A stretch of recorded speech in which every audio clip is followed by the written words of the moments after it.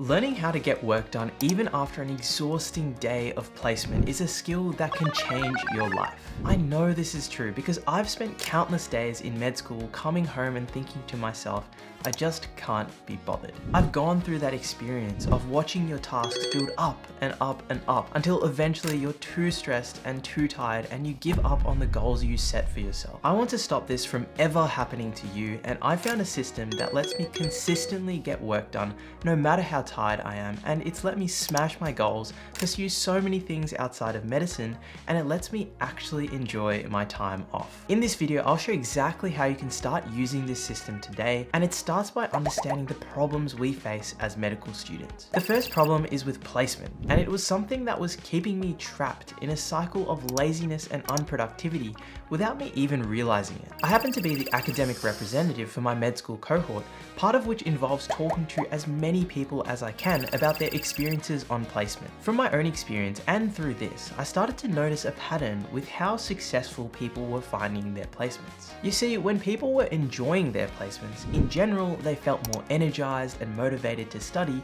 and they were able to get more involved in their placements by asking questions and being proactive. On the other hand, when people were on placement but they weren't involved for whatever reason, they would feel exhausted at the end of the day and they wouldn't be motivated to study at all. What's worse is that because these people didn't have the energy to study, they weren't able to learn much about the information on their placements, which meant that they'd go to placement and repeat the cycle all over again because they just didn't have enough knowledge to ask questions or get meaningfully involved. So Emil, how do you fix this problem? Well, this is where the system comes in, and its first step is planning. And by planning, I don't mean just thinking about what you want to do. There's a specific set of steps that you can take that will make getting your work done inevitable. Having good or bad days at placement is largely outside of our control. We can't control how nice the senior doctors will be, nor what patients will be in hospital. The things that we can control though are our knowledge and our attitude towards placement. Improving our attitude is something a bit wishy-washy and probably a topic for another video entirely, but improving your knowledge is something that theoretically we can do easily by studying. In the past, I found myself essentially ignoring placement and just working on things with due dates like my assignments. But I realized that improving my knowledge needed to be a priority.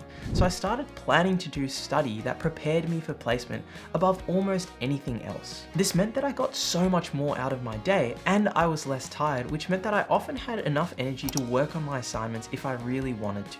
But the problem is that we all know that just because you should do something doesn't mean you actually will. So how do you start executing on these plans? Well, the secret is to understand our energy. Imagine that this cup is all the energy you have when you start the day. The way that most of us end up spending this energy is that we head straight to placement and we spend a lot of it at placement, studying and trying to learn. After that, usually we go home and we relax.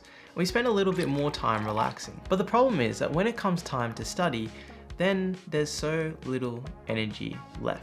Well, the first solution is to change what happens straight after placement. You see, going home after placement when you're low on energy is like putting a toddler in a candy shop. Expecting yourself to avoid distractions like Netflix, TikTok, or Instagram is like expecting that toddler to sit down and start meditating. What I've found is that if I stay at placement and try to do some work in the hospital library, it tricks my brain to stay in working mode, and I end up so much more productive than if I had just gone straight home. To add to this, I like to purposely give myself incentives to get work done. For example, I have a study group with some of my friends where each week we essentially force each other to do some work. On other days, I'll have extracurriculars like futsal or orchestra, and if I have a spare 2 to 3 hours after placement finishes and before the event starts, I'll try my best to stay at the hospital library so that eventually I get bored and do some work. Getting in the habit of doing this is a genuine superpower, but I know there are times where you just don't feel like doing this or it's inconvenient, but you still need to get work done. So here's what you can do if you're going home to still consistently smash through your task. Just like we had energy, you can imagine that we collect mental fatigue throughout the day. It's natural to want to take a mindless break when you get home,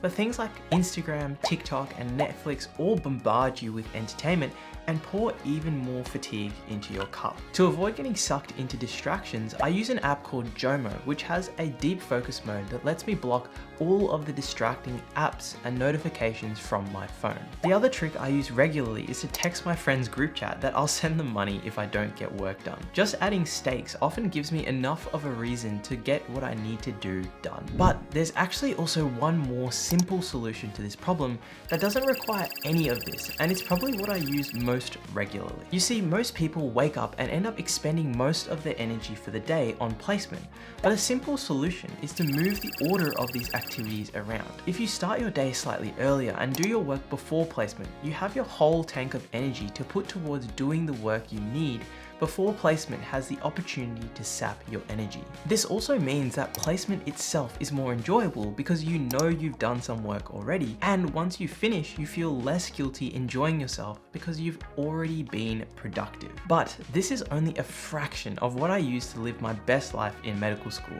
so make sure you subscribe to the channel to hear the tips that might change your life.